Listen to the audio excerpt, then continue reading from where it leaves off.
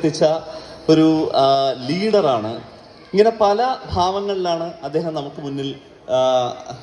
മുന്നിൽ നമ്മുടെ മനസ്സിൽ അദ്ദേഹത്തിന് നമ്മൾ സ്ഥാനം കൊടുത്തിരിക്കുന്നത്. സത്യത്തിൽ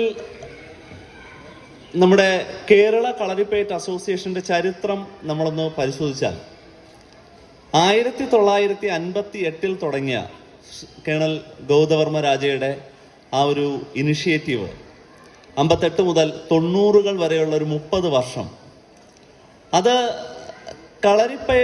കേരള കളരിപ്പയറ്റ് അസോസിയേഷൻ എന്നൊരു സംഘടനയുണ്ടായി. ആ സംഘടനയ്ക്ക് ഒരുപാട് ഉദ്ദേശ ലക്ഷ്യങ്ങളുണ്ടായിരുന്നു. പക്ഷെ ആ ഉദ്ദേശ ലക്ഷ്യങ്ങളൊക്കെ പ്രാപ്തമാക്കാൻ ആ സംഘടനയ്ക്ക് കഴിഞ്ഞു എന്നുള്ളതൊരു വലിയ സംശയമാണ്. അതിൻ്റെ പ്രധാനപ്പെട്ട കാര്യം, എന്നും കളരികൾക്കിടയിലും ഗുരുക്കന്മാർക്കിടയിലും ഒക്കെ ചിലപ്പോഴെങ്കിലും ഒരു താൻപോരുമാ എൻ്റെ കളരി സമ്പ്രദായമാണ് വലുത് എന്നൊക്കെയുള്ള കുറേ ചിന്തകളുണ്ടായിരുന്നു. പിന്നെ നിങ്ങൾക്കറിയാം, വടക്കൻ, തെക്കൻ, മധ്യകേരള എന്നൊക്കെ പറഞ്ഞ് പല ശൈലീ സമ്പ്രദായങ്ങളെക്കുറിച്ചുള്ള തർക്കങ്ങൾ, ഇതൊന്നും ഒരു കാലത്ത് തീരുമായിരുന്നില്ല. പക്ഷെ 1991 ശേഷം ഇതിനൊരു മാറ്റം വന്നു. പിന്നെ കൃത്യമായിട്ട് ഈ ഒരു താൻപോരുമകൾക്കിടയിലെല്ലാം ഇതിനെല്ലാം നിലനിർത്തിക്കൊണ്ട് തന്നെ തെക്കനെന്നും വടക്കനെന്നും 2 സമ്പ്രദായങ്ങളിലേക്ക് അതിനൊരു ശരിയായ രൂപം, ആ ശരിയായ രൂപം എങ്ങനെ വന്നു എന്ന് ചോദിച്ചാൽ ഒരേ ഒരാളാണ് അതിന് പിന്നിൽ. അതാരെന്ന് ചോദിച്ചാൽ നിങ്ങളെല്ലാവരും മനസ്സിലാക്കണം, അത് അഡ്വക്കേറ്റ് പൂന്തുറ സോമൻ ഗുരുക്കളാണ്. എൻ്റെ ഗുരുനാഥനാണ് അദ്ദേഹം. കാരണം ഈ തിരുവനന്തപുരത്തുകാർക്ക് പ്രത്യേകിച്ച് വേറൊരു വലിയൊരു അഭിമാനിക്കാവുന്നൊരു കാര്യമുണ്ട്. ഈ തെക്കൻ സമ്പ്രദായം എന്ന് പറഞ്ഞാൽ അങ്ങനൊന്നില്ല, തമിഴ്നാടിൻ്റെ സമ്പ്രദായമാണ് എന്ന് വിശ്വസിച്ച് പോരുന്ന ഒരു വലിയ വിഭാഗം ആളുകളുണ്ട്. പക്ഷേ തെക്കൻ സമ്പ്രദായം എന്ന് പറഞ്ഞാൽ ആ സമ്പ്രദായത്തിൽ എന്തുണ്ട്? മറ്റ് സമ്പ്രദായങ്ങൾ പറയുന്നതിലും വ്യത്യസ്തമായി അതിന് കൃത്യമായൊരു രൂപമുണ്ട്, അതിന് ഭാവമുണ്ട്, അതിൻ്റെതായ ചരിത്രമുണ്ട് എന്ന് പഠന ഗവേഷണങ്ങളിലൂടെ ഓരോ ഗുരുനാഥന്മാരോടും തർക്കിച്ച് തർക്കത്തിലൂടെ അവർക്ക് കാര്യങ്ങൾ പറഞ്ഞുകൊടുത്ത് അവർ സമ്മതിപ്പിച്ചെടുത്ത ഒരേ ഒരാളേ ഉള്ളൂ. അതായത് ഇന്ന് തെക്കൻ സമ്പ്രദായം എന്ന് പറഞ്ഞാൽ ആർക്കും ഒരു സംശയമില്ല. കാര്യം തെക്കൻ സമ്പ്രദായം കളരിപ്പയറ്റിലുണ്ട്. അത് ഒരു പക്ഷേ തെക്കൻ സമ്പ്രദായത്തിന്റെ ചരിത്രം എന്ന് പറയുന്നത് എവിടുന്ന് തുടങ്ങുന്നു എന്ന് പോലും വ്യക്തമായി തൻ്റെ പഠനങ്ങളെ ആർട്ടിക്കിളുകളാക്കി, അതായത് ലേഖനങ്ങളാക്കി, തൻ്റെ ജീവിതത്തിൽ മുഴുവൻ താൻ അറിയാൻ ആഗ്രഹിച്ച ഓരോ ദിവസവും അത്ഭുതത്തോടെ നേടിയിരുന്ന ആ അറിവുകളെ ഒരു പുസ്തക രൂപത്തിൽ, കളരിപ്പയറ്റ് അത്ഭുതാവഹമായ ഒരു ആയോധന കല എന്നാണ് ആ പുസ്തകത്തിന്റെ പേര്.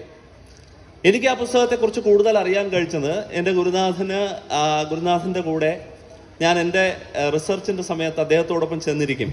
കാരണം അദ്ദേഹം ഓരോന്ന് പറഞ്ഞു തരും, അത് മുഴുവൻ ഞാൻ എഴുതിയെടുക്കും. ചിലപ്പോഴൊക്കെ അദ്ദേഹം എഴുതി വച്ചതിനെ ഞാൻ വാങ്ങുകയും ഞങ്ങൾ തമ്മിൽ സംസാരിക്കുകയും എൻ്റെ സംശയങ്ങളെല്ലാം ഞാൻ അദ്ദേഹത്തോട് ചോദിക്കുമ്പോൾ അദ്ദേഹം അതിന് പറഞ്ഞു തരുന്ന ഡയമെൻഷൻസ് ഒരിക്കലും നമുക്ക് ചിന്തിക്കാൻ പറ്റില്ല.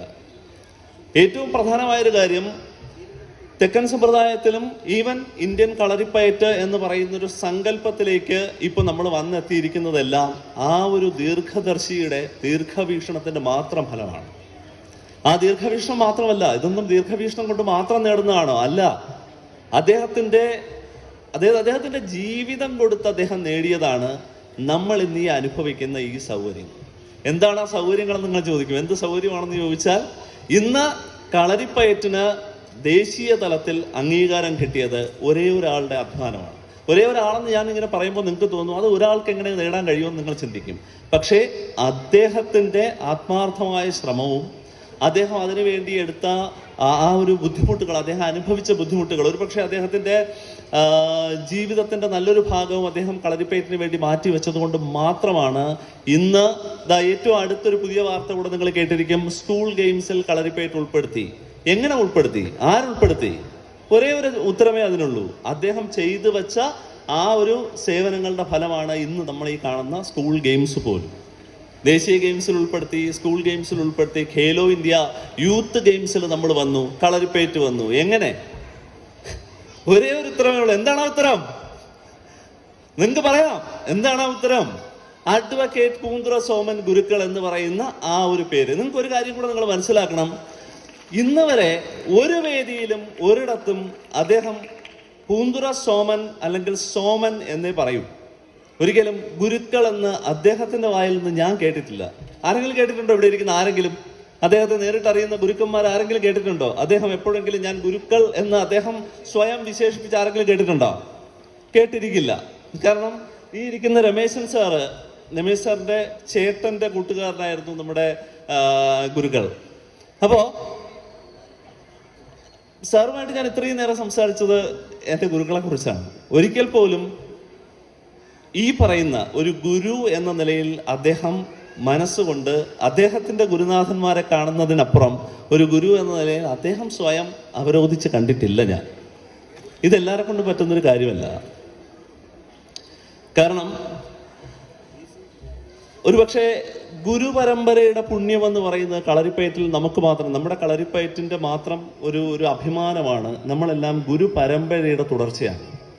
കാരണം ഇന്ന് ആരോട് ചോദിച്ചാലും നമ്മൾ ഏതെങ്കിലും ഒരു ഗുരുനാഥന്റെ പേര്, ആര്, അഗസ്ത്യരാകട്ടെ, പരശുരാമനാവട്ടെ, അതല്ലെങ്കിൽ നമ്മുടെ മുന്നിൽ നമുക്കിത് പറഞ്ഞു തന്ന ഒരു ഗുരുനാഥൻ, ആ ഗുരുനാഥനിൽ നിന്നാണ് നമ്മൾ കളരി സമ്പ്രദായത്തെക്കുറിച്ച് നമ്മൾ പറയുന്നത്. ആ ഒരു ഗുരു പരമ്പരയിൽ വിശ്വസിക്കുന്ന ഒരാളും തൻ്റെ ഗുരുവിനേക്കാളും ഉയരെയാണെന്നോ തൻ്റെ ഗുരുവിൻ്റെ താഴെ നിന്ന് മാത്രമേ അവർ സംസാരിക്കൂ. ഏതുപോലെ എന്ന് പറഞ്ഞാൽ ശ്രീരാമന് ഹനുമാനെ പോലെ. എന്നാൽ ആരാ വലുതെന്ന് ചോദിച്ചാൽ ഒരുപക്ഷെ നമുക്ക് സംശയമാണ്. ശ്രീരാമനാണോ വലുത്, ഹനുമാനാണോ വലുതെന്ന് ചോദിച്ചാൽ നമുക്ക് സംശയമാണ്. കാരണം നമ്മൾ പറയും ഹനുമാനാണ്, ചിലർ പറയും ശ്രീരാമനാണ്. ഇതാണ് ഇവർ തമ്മിലുള്ള ബന്ധം. ഓരോ ശിഷ്യനും ഗുരുവാണ്, ഗുരുവിൻ്റെ ഒരു പ്രതിബിംബമാണ്. കാര്യം നമ്മൾ നന്നായിട്ട് പ്രാക്ടീസ് ചെയ്യുന്ന ഓരോ അഭ്യാസിയിലും അവൻ്റെ ഗുരുവാണ് നമുക്ക് മുന്നിൽ പ്രത്യക്ഷനാകുന്നത്. ഇതാണ് ഈ ഒരു സമ്പ്രദായം. ഈ ഒരു സമ്പ്രദായത്തിന് ഉത്തമമായ മാതൃകയാണ്. ഇതിലും മറ്റൊരു നല്ല മാതൃകയില്ല. അതാണ് അഡ്വക്കേറ്റ് പൂന്തുറ സോമൻ ഗുരുക്കൾ. അദ്ദേഹത്തെക്കുറിച്ച് ഇവിടെ സംസാരിക്കണം, അദ്ദേഹത്തെ അനുസ്മരിക്കണമെന്ന് പറഞ്ഞപ്പോൾ അതെനിക്കൊരു വലിയ ഭാഗ്യമായിട്ടാണ് ഞാൻ കരുതുന്നത്. കാരണം എൻ്റെ ഗുരുവിൻ്റെ അനുഗ്രഹമില്ലെങ്കിൽ ഞാൻ ഈ വേദിയിൽ നിൽക്കില്ല. നിങ്ങൾ ആദ്യം അതാണ് ഓർക്കേണ്ടത്. നിങ്ങൾ ഓരോരുത്തരും കളരി പഠിക്കുന്ന ഓരോ വിദ്യാർത്ഥിയും കളരി പഠിക്കുന്ന ഓരോ അഭ്യാസിയും ഈ ഗുരു പരമ്പരയുടെ തുടർച്ചയാണ് നമ്മളെന്ന ബോധ്യം നിങ്ങൾക്കുണ്ടാവണം. മറ്റൊരു പ്രധാനപ്പെട്ട കാര്യം നിങ്ങൾക്ക് എല്ലാവർക്കും അറിയാം, ബോധിധർമ്മൻ എന്നൊരു പേര് നമ്മളെല്ലാവരും കേട്ടിട്ടുണ്ട്. നമ്മൾ എങ്ങനെയാ കേട്ടത് എന്ന് ചോദിച്ചു കഴിഞ്ഞാൽ, ഞാൻ ആദ്യം കേട്ടത്, ഞാൻ കളരിയിലേക്ക് വരുമ്പോൾ എൻ്റെ കളരിയുടെ പേര് Bodhidharma institute of martial art എന്നാണ്. അപ്പൊ ഞാൻ എൻ്റെ ഗുരുനാഥനോട് ചോദിച്ചു, ഇതെന്താണ് ഈ ബോധിധർമ്മ ഇൻസ്റ്റിറ്റ്യൂട്ട്? ഞാൻ കേട്ടിട്ടുള്ളത് തച്ചോളി ഉദവനും തുമ്പോലോ ഉണ്ണി ആർച്ചയും ഒക്കെ ഞാൻ കേട്ടിട്ടുള്ളൂ.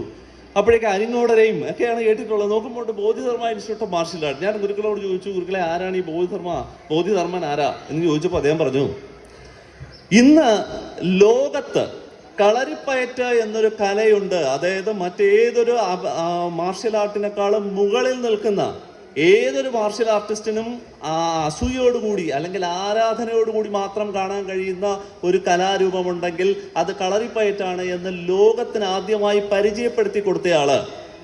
ഒരു പടക്കൻ പാട്ടും തെക്കൻ പാട്ടും ബോധിധർമ്മനെ കുറിച്ചില്ല. പക്ഷെ ബോധിധർമ്മനാണ് ആ ഒരു മഹത്തായ നേട്ടം ആദ്യമായിട്ട് ഈ ലോകത്തിന് കാണിച്ചു കൊടുത്തത്. അതിനുശേഷം ഞാൻ ഈ ബോധിധർമ്മനെ കുറിച്ച് അദ്ദേഹം പറഞ്ഞു തന്നത് ഇതാണ്.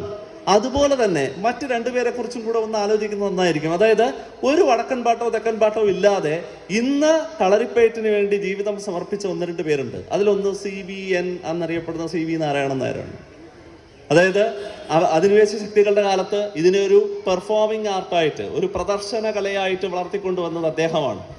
അദ്ദേഹം ഒരിക്കലും ഗുരുനാഥൻ എന്ന് പറഞ്ഞ്, ഗുരുക്കൾ എന്ന് പറഞ്ഞ് സംബോധന ചെയ്യുന്നത് അല്ലെങ്കിൽ എവിടെയെങ്കിലും പറഞ്ഞ് ഞാൻ കേട്ടിട്ടില്ല. അദ്ദേഹത്തിന്റെ ഗുരുനാഥന്റെ കീഴിൽ നിൽക്കുന്ന ഫോട്ടോസ് നിങ്ങൾ ഒരിക്കലും കണ്ടിരിക്കും. അല്ല, അദ്ദേഹം ഒരിക്കലും അങ്ങനെ സ്വയം അവരോധിച്ച് ഞാൻ കണ്ടിട്ടില്ല. നിങ്ങൾ കണ്ടിട്ടുണ്ടോ? നിങ്ങൾ കാണാൻ ചാൻസ് ഇല്ല, ആരും അങ്ങനെ കാണാൻ ചാൻസ് ഇല്ല. അപ്പോൾ അതിനുശേഷം ഈ പറയുന്ന വടക്കൻ സമ്പ്രദായം എന്ന് പറയുന്ന ഒരു സമ്പ്രദായത്തിന് ഇത്രയും പ്രചാരം നേടിക്കൊടുത്തത് ഒരു പ്രദർശന കലയായിട്ടെങ്കിലും അതിനെ ഇന്ന് നിലനിർത്തിയതിൽ നല്ലൊരു പങ്ക് അദ്ദേഹത്തിനുണ്ട്. അദ്ദേഹത്തെക്കുറിച്ച് വടക്കൻ പാട്ടും തെക്കൻ പാട്ടും ഇല്ല. അത് കഴിഞ്ഞാൽ പൂന്തുറ സോമൻ ഗുരുക്കളെ കുറിച്ച് ഞാൻ അദ്ദേഹത്തെ ഗുരുക്കൾ എന്ന് പറയും. കാര്യം എൻ്റെ മനസ്സിൽ അദ്ദേഹത്തിന് അതാണ് സ്ഥാനം. പക്ഷെ അദ്ദേഹം ഒരിക്കലും പറയില്ല എന്നാണ് ഞാൻ ഉദ്ദേശിച്ചത്. അദ്ദേഹം ഈ തെക്കൻ സമ്പ്രദായത്തെക്കുറിച്ച് നടത്തിയ പഠനങ്ങളുടെ റിസൾട്ടായിട്ടാണ് ഇന്ന് തെക്കൻ സമ്പ്രദായത്തിന് ഇത്തരത്തിൽ ഒരു സെക്കൻഡ് തോട്ട് ഇല്ലാതെ നാഷണൽ ലെവലിൽ പോലും എല്ലാവരും അംഗീകരിക്കുന്നത്. പിന്നെ രണ്ടാമത്, ഈ കളരിപ്പയറ്റിൻ്റെ ചരിത്രത്തെക്കുറിച്ചുള്ള അദ്ദേഹത്തിൻ്റെ പഠനങ്ങൾ അത് നിങ്ങളെല്ലാവരും കാണണം. നമ്മൾ പലരും പറയാറുണ്ട് അഗസ്ത്യരെക്കുറിച്ചും പരശുരാമനെക്കുറിച്ചും പറയുമ്പോൾ ഇവരുടെയൊക്കെ വരവ് എങ്ങനെയാണ്, ഇവരൊക്കെ കളരിക്ക് ചെയ്ത കോൺട്രിബ്യൂഷൻ എന്താണ് എന്നൊക്കെ മനസ്സിലാക്കാൻ ഏറ്റവും ആധികാരികമായിട്ട് ഇന്ന് കിട്ടുന്നത് അഡ്വക്കേറ്റ് പൂന്തുറ സോമൻ ഗുരുക്കളുടെ പുസ്തകമാണ്. പുസ്തകത്തിൻ്റെ പേര് കളരിപ്പയറ്റ് അത്ഭുതാവഹമായ ഒരു ആയോധന കല. ഒരു പുസ്തകം, 61 വർഷം കളരിക്ക് വേണ്ടി ജീവിച്ച ഒരു മനുഷ്യൻ ഒരു പുസ്തകം എഴുതുന്നു, അതിൻ്റെ പേര് അത്ഭുതാവഹമായ ഒരു ആയോധന കല. എന്തുകൊണ്ടാണെന്ന് ചിന്തിച്ചാൽ മനസ്സിലാക്കാം. ഇന്നും മരിക്കുന്ന സമയം വരെയും കളരിപ്പയറ്റ് അദ്ദേഹത്തിൻ്റെ അത്ഭുതമാണ്. ഇത്രയധികം പഠനങ്ങൾക്ക് ശേഷം പുതിയ പുതിയ കാര്യങ്ങൾ അദ്ദേഹം മനസ്സിലാക്കുകയാണ്. സോ ഇങ്ങനെയുള്ളൊരു ഗുരുനാഥനെ കുറിച്ചാണ് നമ്മൾ ഇന്ന് എന്നോട് ഇവിടെ അനുസ്മരിക്കാൻ പറഞ്ഞത്. ഇതിൽ കൂടുതൽ എന്ത് അനുസ്മരണമാണ് എനിക്ക് ചെയ്യാൻ പറ്റുക? എനിക്ക് തോന്നുന്നു നിങ്ങൾക്കിപ്പോൾ മനസ്സിലായി കാണും. നിങ്ങൾക്കിപ്പോൾ ഈ ഒരു വ്യക്തിത്വം നമുക്ക് നേടിത്തന്ന, അല്ലെങ്കിൽ ആ ഗുരുനാഥൻ നമുക്ക് വേണ്ടി നേടിത്തന്ന സേവനങ്ങൾ എന്തൊക്കെയാണെന്ന് നിങ്ങളൊന്ന് ഓർമ്മിപ്പിക്കുക മാത്രമായിരുന്നു ഞാൻ ഉദ്ദേശിച്ചത്. അത് ഏതാണ്ട് പൂർത്തിയായി. അപ്പോൾ ഇതിൽ കൂടുതലൊന്നും പറയുന്നില്ല. നിങ്ങൾ മത്സരത്തിലാണ്, അഭ്യാസികളെല്ലാം മത്സരിക്കാനായി നിൽക്കുന്നു. നമുക്ക് കുറച്ച് വൈകിയാണ് നമ്മുടെ ഇനാഗുറേഷൻ സെറിമണി സ്റ്റാർട്ട് ചെയ്ത്. അതിൽ വ്യസനപ്പെടേണ്ട കാര്യമില്ല, കാരണം മത്സരങ്ങളൊക്കെ നടക്കുന്നുണ്ട്. നിങ്ങളെല്ലാം നന്നായിട്ട് പയറ്റുന്നുണ്ട്. ഓരോ പയറ്റിലും അദ്ദേഹത്തിൻ്റെ ഒരു അനുഗ്രഹമുണ്ട്. പിന്നെ അതുപോലെ 91 ശേഷം ഈ വേദി അദ്ദേഹമില്ലാത്ത വേദി ആദ്യമായിട്ടാണ്. 1991 കേരള കളരിപ്പയറ്റ് അസോസിയേഷൻ്റെ സെക്രട്ടറി ആയി. അതിനുശേഷം 2015 അദ്ദേഹം ഓർഗനൈസിംഗ് സെക്രട്ടറി ആയി.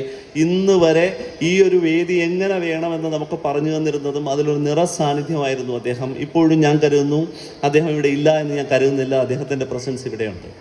അല്ലെങ്കിൽ ഈ ഒരു ദിവസം മഴ മാറി നിൽക്കും. ഇതൊക്കെ ഒരു വിശ്വാസമാകാം, ഒരുപക്ഷെ ആരാധന കൂടിയതുകൊണ്ടാകാം ഇങ്ങനെയൊക്കെ പറഞ്ഞു പോകുന്നതെങ്കിലും എന്തായാലും കാര്യങ്ങളെല്ലാം ഭംഗിയായിട്ട് കളരിപ്പയറ്റ് പുതിയ പുതിയ തലങ്ങളിലേക്ക് വരുന്നു. അവിടെ ഓരോ അഭ്യാസിയും ഗുരുനാഥനെ ഓർക്കണം. ഒപ്പം നിങ്ങളുടെ ഗുരുനാഥനോടൊപ്പം ചേർത്ത് വയ്ക്കപ്പെടേണ്ട അല്ലെങ്കിൽ ഓർത്തേണ്ട ഒരു പേരാണ് ഈ Bodhidharma institute of martial art. Bodhidharman എന്ന പേര്, അതിനോടൊപ്പം അഡ്വക്കേറ്റ് പൂന്തുറ സോമൻ ഗുരുക്കൾ എന്നുള്ള പേര്. കാരണം അദ്ദേഹത്തിൻ്റെ കഷ്ടപ്പാടുകളുടെ റിസൾട്ടുകളാണ് നമ്മൾ ഇന്നീ നേടുന്ന നേട്ടങ്ങളെല്ലാം. ഒരിക്കൽ കൂടെ എൻ്റെ ഗുരുവിനെ പ്രണാമം അർപ്പിച്ചുകൊണ്ട് ഞാൻ എൻ്റെ വാക്കുകൾ ചുരുക്കുന്നു. നന്ദി.